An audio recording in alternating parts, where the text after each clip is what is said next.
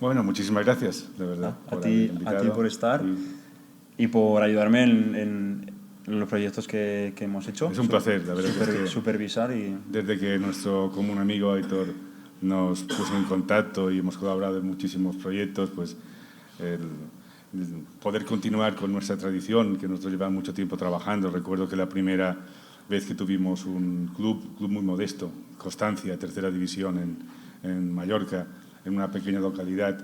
Estoy hablando hace 15, 18 años, la gente, los papás no entendían que nosotros hiciéramos y convocáramos a los padres para que sus hijos pudieran hacer deporte disfrutando y además dentro del máximo bienestar psicológico.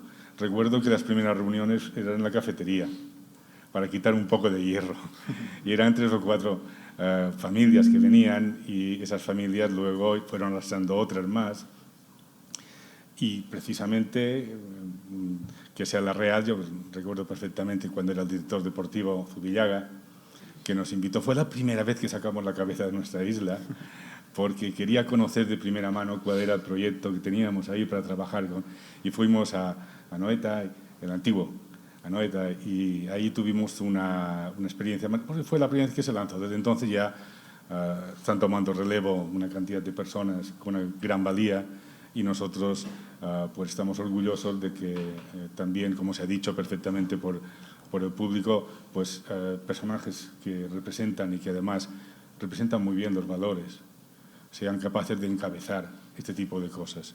Y por lo tanto el agradecimiento es nuestro para personas como ti, las personas que os apoyan y esta idea tan grande que la necesitan.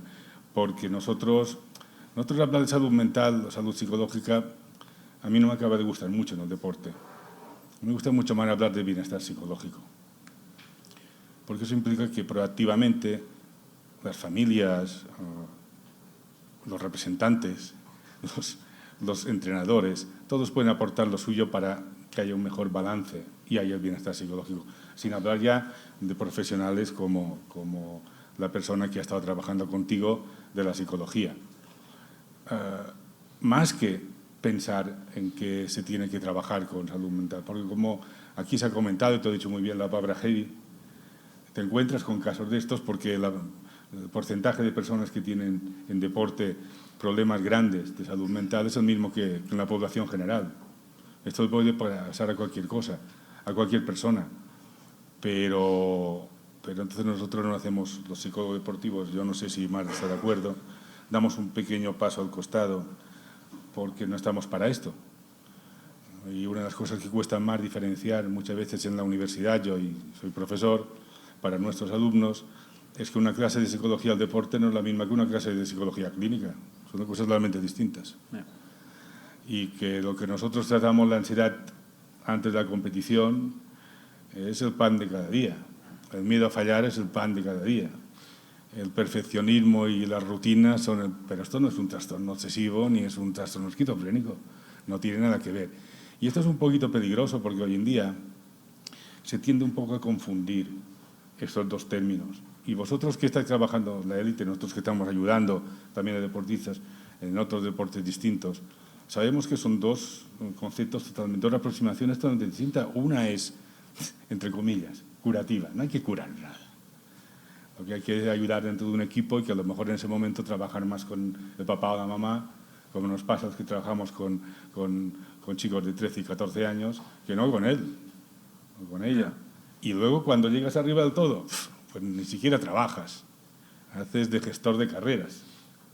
Porque lo que haces tú es ver que esa persona tenga la ubicación mejor de su carrera deportiva, porque todo el paquete básico, la mochila básica de conocimientos psicológicos ya lleva puesta, si no, vaya profesionales seríamos, si durante todo este tiempo no hubiéramos sido capaces de trabajar con esa persona.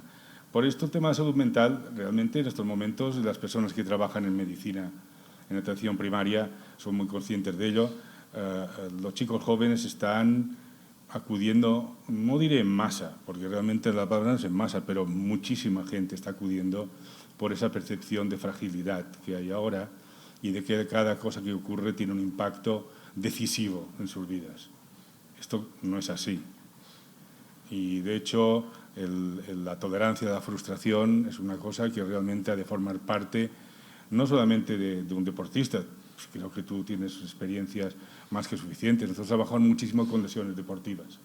Ahora mismo creo que sacaremos un protocolo que intentaremos echar una mano a los colegas desde la academia para intentar publicarlo, para qué hacer cuando ocurre una lesión deportiva y cuando te vas a encontrar fuera un tiempo determinado, para no continuar, para no perder la motivación tuya que tengas, para continuar inserto en el grupo, ese grupo protector que tú muy bien has explicado aquí ahora, ¿no?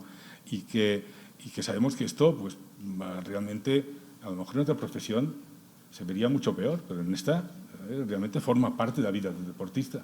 Yeah. Y tú creo que estarás de acuerdo conmigo. Y ves yo personalmente ves el fruto al final y ves la mejora en cómo afrontas los problemas. Hilando con lo que has dicho, que me he quedado pensando en eso, igual para mí un pequeño problema en mi preparación para la competición se me puede hacer muy grande. Y tú como persona puedes pensar en ese problema y puedes decir, ¿pero qué me está diciendo? Que si las botas o que si el problema de cómo tiene el giro aquí o cómo cae. A mí como deportista se me puede hacer bola. Y es verdad que no es lo mismo trabajar una sesión psicológica que enfocada a lo deportivo. Y cuando empiezas a hacerlo y ves el fruto y te ponen claro lo que tú tienes, cuál es tu foco, cuál es tu realidad, a dónde tienes que llegar y de qué manera, hay cosas que pasan a segundo plano, sin duda. Naturalmente. Pero también yo creo que también vale la pena valorar el trabajo que hacéis vosotros para formar a los psicólogos. Es que muchas veces... Perdón. No, que va. El foco que tiene el fútbol y nosotros como jugadores, yo siempre pensaba en hacer algo social, ¿no? Siempre pensaba algo con la naturaleza o con los perros, que me encantan los perros, o algo con lo psicológico, que es con lo que yo lo he vivido. Pero tener ese altavoz y poder aprovecharlo para la manera buena, hostia, creo que debemos de hacerlo. Creo que tenemos un poco esa responsabilidad de hacerlo, tanto como personas, como jugadores de un club que tiene unos valores. Y si lo hacía, precisamente era el proyecto de salud mental que has comentado al principio. Joder, tenía que ser algo que yo hubiera vivido y experimentado y aprovechando mi altavoz, que lo tenemos todos, y creo que hay que mojarse muchas veces en problemas reales que hay en la sociedad. O sea, creo que después del COVID el número, por ejemplo, el número de suicidios que hubo el año pasado superó los 4.000 personas. O sea, me parece muy heavy. Y el acceso que tiene la población a psicólogos es altísimo para un grupo de personas, para un psicólogo, por ejemplo. O sea, estoy cansado de ver en Guipúzcoa, por ejemplo, colegios que tienen un psicólogo o un acompañante a todo el colegio igual para 400 alumnos, una persona. O sea, ese niño que está mal tiene que esperar igual 3 meses para poder tener una hora de sesión con un tutor, con un psicólogo, para... O sea, ya es ir tarde. Lo nuestro son cosas muy pequeñas que se nos derivan a lo deportivo en problemas igual muy grandes, pero es que socialmente son cosas muy serias, ¿no? Como lo que le pasó a él antes. Sí, no, yo quería darte toda razón con lo que has dicho, y desde este punto de vista yo creo que muchas de las cosas que se ha aprendido gracias a campos como el de deporte, pues decía que vosotros también habéis ayudado a formar por las exigencias del deporte. Esto no ha ocurrido en otros campos. Yeah. En otros campos de la actividad psicológica no ha ocurrido, porque la demanda es tan grande, es tan específica, es tan puntual, es una cosa que tú necesitas, y la necesitas para hoy, para medio plazo y para largo plazo. Pero lo necesitas. Y eso ha contribuido a que esas exigencias obligaran a la teoría a responder. Y antes comentábamos con Marc que son dos cosas que tienen que ir a la par. Primero, no engañar. Es decir, nosotros, si tú dices este problema es puntual ahora, no, el problema de salud mental es un problema real ahora. Es un problema que se tiene que encarar, ya sea positiva o de cualquier manera. Para mí mucho mejor de forma positiva, pero se tiene que encarar. Eso yo creo que es fundamental.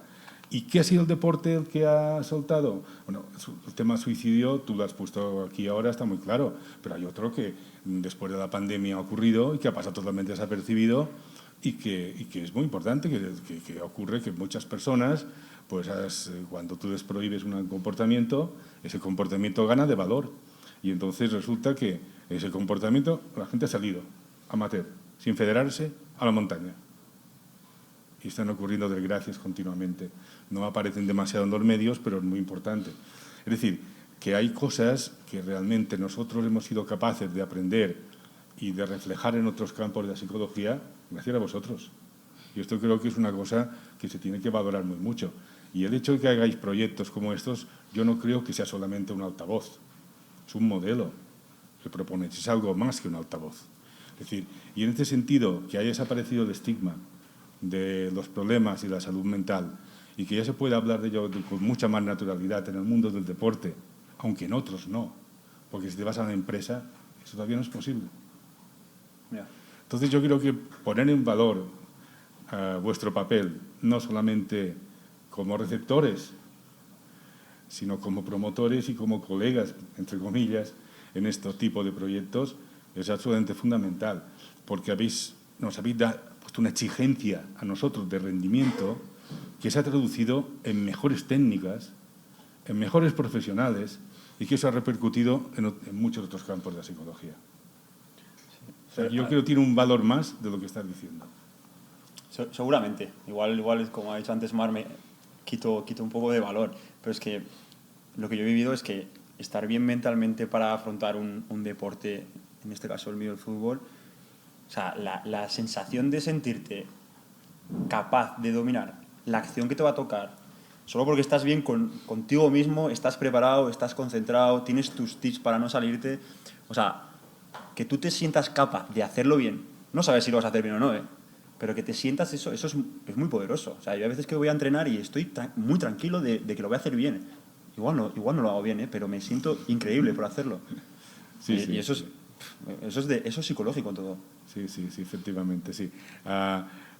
Y también que muchas veces ponéis en relativo cosas que otras personas no serían capaces de superar jamás. Y esto es una cosa que es muy importante que se puede aprender de vosotros.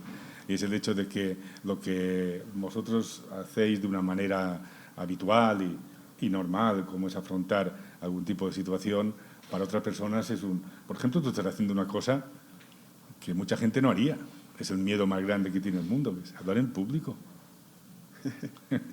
Y esto es una cosa que muchas personas no harían de aquí, de esta sala. Pero porque yo pienso, si acabo de jugar un partido y había 50.000 personas, ahora aquí estamos de maravilla todos. Muy bien.